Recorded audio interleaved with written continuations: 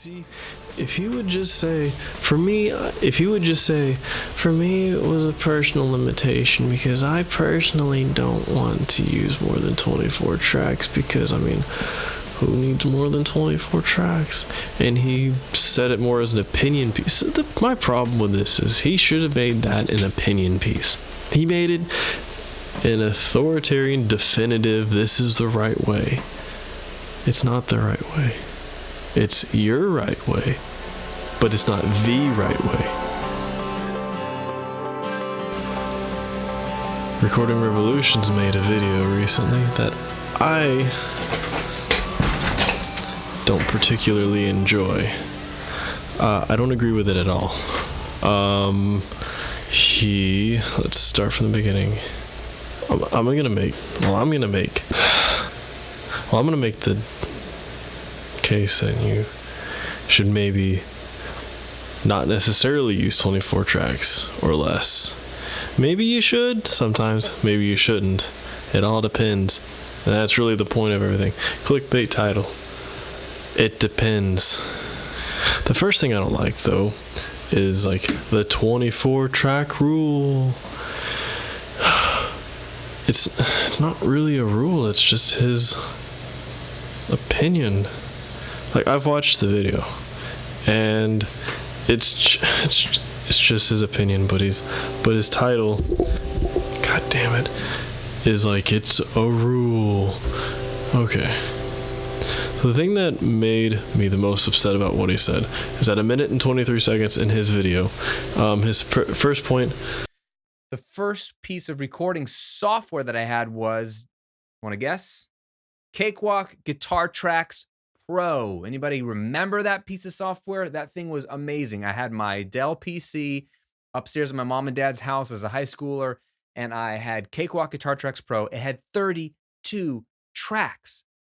32 tracks. So coming from having 8 and like no effects to having 32 tracks and like reverbs and delays and chorus effects and compressors and stuff that I didn't know how to use, my mind was blown. And then as I got into college and audio school and got a hold of Pro Tools and just started to see the way a lot of records were made and see what was possible, my goal was to have as many tracks as possible, not just for the sake of having more tracks, but because I could keep thinking of more things I should add. And you add to the fact that now it's on a computer, it's not on a piece of tape or hard disk recorder with a little SD card. I had unlimited space. That's my first problem. He had a how far can I take this mindset with tracks, and it's not really productive. And so it seems like, oh god. So he's starting with this, like he starts with a small amount of tracks, and he gets, a thing that can have, 32 tracks, and then he gets another DAW that can have unlimited tracks, and then he says that he can, have unlimited tracks, and how far can I take this? And the rest of the video is him, saying limit yourself to 24 tracks, and that's fine if it fits what you're doing, but there are plenty of reasons why you would not want to stick with 24 tracks. If you do something similar to Cell Dweller, he has a lot of synths that he layers, and he pans them out, and he may have like a separate lower synth over here, and then a separate high synth or mid synth. He has multiple guitars. Well, generally he does 2 guitars, hard left, hard right, at least with the video that I was watching, getting ready for this. And Metallica, what if you, like, when they recorded their Black album, they had room mics all over the place. It was like a 50 or 75 or something. It was a lot of mics. I mean, yeah, they didn't technically use all of them, but they did review them, and they did record them, and then they picked, which ones they liked the most. And every time they record, it's, the drum mics and the bass and then the guitars and the vocals. And then they do another take. It's another set of tracks. It's another set of tracks. It's another set of tracks. And then accompanying instruments, which they do have. What about Norteñas? What about Norteñas or banda music? Some banda bands have upwards of 20 musicians. You're already at your limit if you go by this.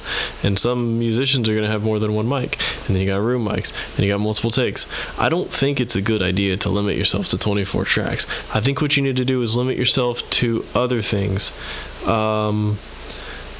Like, okay, I need to finish this in X amount of time. So what can I likely do in that time? There's nothing wrong with layering 3 layers of vocals if it fits. There's nothing wrong with layering 10 layers of vocals.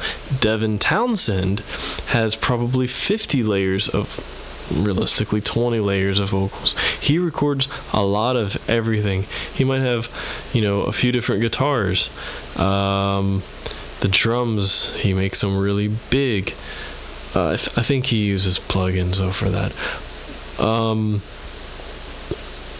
Yeah, there's too many examples of people. Something like composers. Daniel James, Hans Zimmer. My mind's going blank. I need to get more used to doing videos. What about them? You're using... on Kontakt alone, yes, you're using a technically submixed mix when you have one track that has, your violin section, then another track for your violas, and then your cellos, and then your basses. And then what about woodwinds? Do you want to have one track for all the woodwinds, or do you want to separate them and individually play on the keyboard each of the different woodwind sections? You know what I mean by play. I don't know why I pointed that out. That was pointless. I think that saying don't have more than 24 tracks to an audience where 21,000 people have listened to his video. It's probably going to be much more by the time 20 people see this video. I think that's like saying don't use saw waves. Like, saw waves are boop, boop, boop, boop, boop, boop, boop, boop, boop. It's not a good argument. Avenged Sevenfold, they'll do 2 layers for each vocals, and they'll like punch in and punch out. So they'll do like every other line on some songs. That's upwards of 4 tracks per main take, because they double track most of his vocals. Screamers can have, good God, 1 scream right here, 1 scream right here, 1 low scream, 1 high scream, like, I'm not really trying to scream. I'm still learning how. You play an octave higher on your guitar, you have another track. You have so many there's so many different things you can do. Don't limit yourself to 24 tracks. Especially when you're just starting out. You need to find your footing first. That's more important. Find out what your sound is. Get good at an instrument, and then get good at the next instrument, and then get good at the next instrument. And since you're watching Recording Revolution, and you're more than likely trying to learn how to record, get good at recording. If you're learning how to record, you need to learn how to record anything from a single acoustic guitar or vocal, or just single anything by itself, all the way up to a large band playing live. And you need to learn how to, duplicate all these tracks or quickly set up the next tracks with the right inputs and label them, and then record it all again, or how to do multiple takes. At the end of the day, it really doesn't matter. If you want to layer, multiple pianos, when you find your sound, then do that. Another thing, he says that here's what I don't like. 3 minutes into his video, he says Daniel Lanos, the guy who worked with Bob Dylan and U2, says you shouldn't have more than 24 tracks. Okay, that's an argument from authority, because the guy's pretty famous and, he must know everything. And that's fine if it works for him. And if it works for you, that's cool too. But you should not limit yourself to that because Daniel Lanos said so. It doesn't make any sense. And later on in the video, he claims, when you're dropping a ton of tracks into your productions, it's because you haven't thought out ahead. You haven't planned. So you're just thinking, oh, what about if we add this? What if we add that? What if we layered that? And I know there is some freedom and creative expression in that. And some of you might like that concept of just adding. But if anyone out there has ever worked on a major record, or even in other industries, making a film, producing a Broadway show, whatever creative endeavor you intend to create, you can't just keep adding things. At some point, someone has to step in and refine and say, we can't do all the things. He says that if you have too many tracks, you're going to have an unclear, ill-defined arrangement. How many tracks you have has nothing to do with your arrangement. You can have one track in a shitty arrangement. You can have 150 tracks and a perfect arrangement. And let's talk about music with loads and loads of tracks that have great arrangements. Devin Townsend, Avenged Sevenfold. I mean, you really should be arranging your song before you record it, or just group your tracks together. This is the chorus, so I'm going to group them together, or label it. Most DAWs you can tag each different object, different parts of the timeline. You can tag it so this is a chorus, this is that. Your arrangement has nothing to do with how many tracks you have. As long as somehow you have some sort of clear idea of where you're going. If you want to just do some scratch tracks, get your arrangement first. I mean, okay, I would recommend either knowing where you're going with the track, or doing a couple, just outline the whole song, or at least enough of it to where you can get the feel for the rest of the song. And then, so go horizontal, timeline-wise, and then, start adding layers to it if you want to add layers to it. Again, there's no rule. If most of the comments I was reading, people were like, yeah, I have 15 tracks, 16 tracks, 24 tracks. And for a while, that was me. I was using one track of Easy Drum, but now I have I split it into multiple tracks. Don't have mics yet for that. That's someday. I'm gonna get a different drum set, and then I'm gonna get some mics for it, but that's probably gonna be like a year or two before I do that. So for now, I'm using that. But anyways, it doesn't really matter.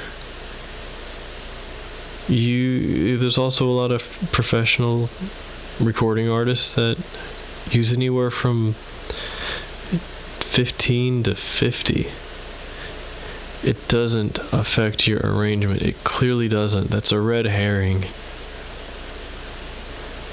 And then he says, quote, you can't just keep adding things. And I say, why not? Why not? You want a little on top of a like, it doesn't matter. It doesn't matter. As long as you finish the song or come back to it later and finish it later. I have so many unfinished things, but you know what? I have a lot of finished things too. You know, that comes down to more with that. You can't just keep adding things and adding things. You know, what if you were within? Because he's like, because you got to think about your budget and your deadline and stuff. And I'm like, dude, as long as you're within budget, within a deadline, or if you're just doing it on your own and you don't have a deadline, then you don't have a deadline, and who cares? I have songs that I started 13 years ago and I still haven't finished them. But I have songs that I started 2 months ago and I'm done with them. But you know what? I go back to how many tracks I have has no bearing on my completeness. I finished a track in a month that has like 57 tracks, and I have some tracks that are like or some songs that have 10 tracks, and I've been working on them for a decade. It does not have a bearing, at least for me, it does not have a bearing on it. And what's another thing for you, and give you 3 reasons why I think the best limitation you could offer yourself on recording day when you're sitting down to record your tracks is to limit yourself to 24 tracks. You ready? Reason number 1, other than the fact that Daniel Lanois agrees with me, it makes EQing easier down the road. So, okay, what's so special about 24 tracks? What made 24 tracks the magic number? I'm starting to, the more I talk about this and look at my notes and think about it, the more I'm starting to think that's just clickbait, because he just needed to get a video out. And so then he comes up with, I was thinking for a day or a week, and I don't know, I really do 24 tracks. Yeah, I'm going to tell everyone else to do that too. I don't like that. I don't like that at all. And he says at 4:45 that it makes EQing easier down the road, which is a load of bullshit. And Graham, if you watch this video, you know that is bullshit just as much as I do. And anybody else that watches this that's been recording music for the last 15 years to know that is a load of horseshit. For one, you can copy and paste effects. So if you have recorded 3 different takes of the violin and they sound basically the same thing, like you recorded them in the same spot, you didn't change anything, you can copy and paste once you solo that violin. Or you can do what Celldweller does, which is he just busts them and then he EQs them all together. Is it Celldweller that does that? I think it's Celldweller that EQs everything together. I don't remember who it was. I don't care. It doesn't matter. You can take almost the same take, and then you can copy and paste it, or you can bust them all together and EQ it once, and you're fine. Your mix is muddy because you don't know how to compress and balance. You don't know how to compress. You don't know how to balance the tracks together. You don't know how to pan the tracks, and you don't know how to EQ the tracks. That's how you get a muddy mix. It's nothing to do with if you have one track. You can have, I've heard songs where they've recorded with only 4 mics or 4 inputs or whatever.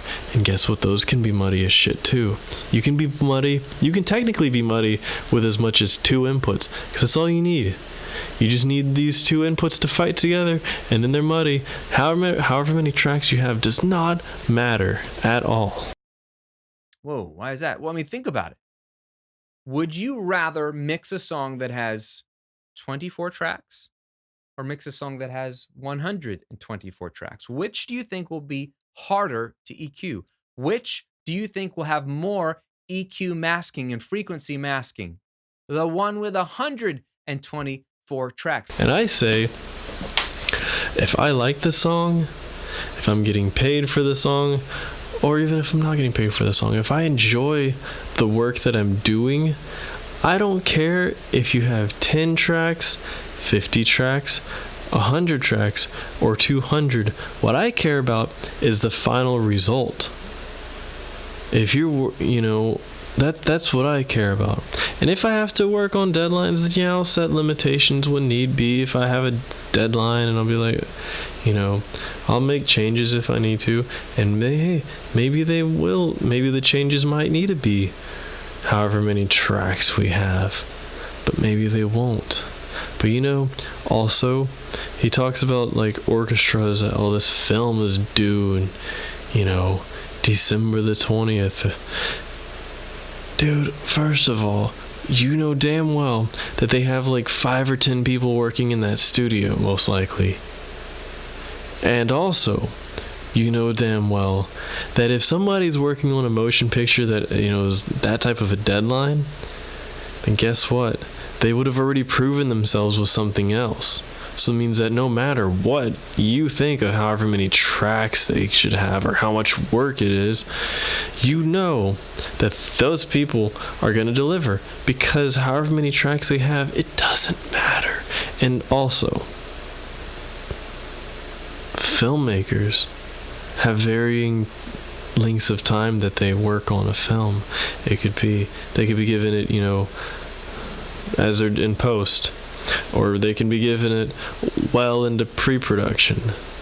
Like it all depends, really.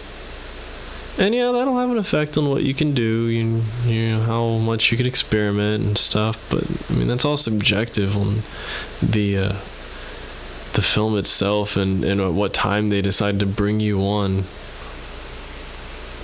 The "it's more work" argument that's a bad argument.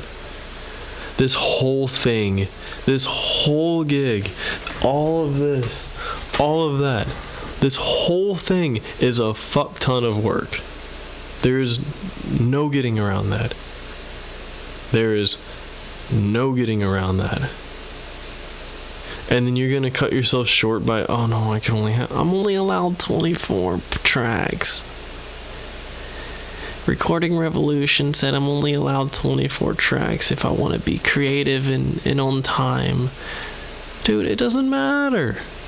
It really, really, really does not matter. It's short-sighted. And he's only thinking of recording styles that are similar to his with bands that are similar to his. He's not thinking about the Nortianas, the bandas, the orchestras, the cell dwellers, the EDM artists that layer 5 different wubs over each other and then pan them out and then make slight differences between them to make it more beefy, or the the Zeds that have like 6 different synths going on at once, but they only use that synth during the verse, and then you can't have multiple VSTIs on 99.9% of DAWs.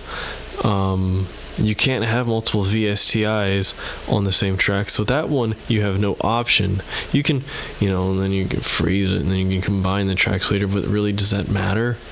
You ultimately, at the end of the day, have to have, the other track still there so you can go back and edit it later, even if you do freeze it. That's stupid. Like,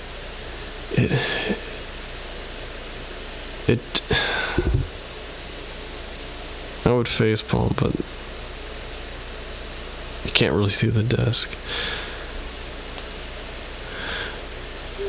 It makes the mix muddy. That's such a bad argument. That's such a bullshit argument. That is a fucking bullshit argument.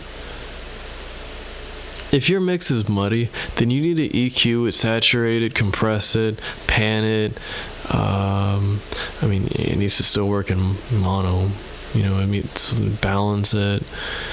But really, it's going to come up to miking and EQ when it comes to muddy mixes on compression too.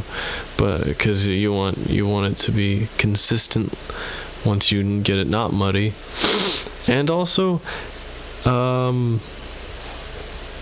Yeah, that's all I have to say. I think that video is a load of crap. It doesn't matter if you have 10 tracks, 24, 50, 100, or 200 tracks. What matters is that you know what you're doing with them.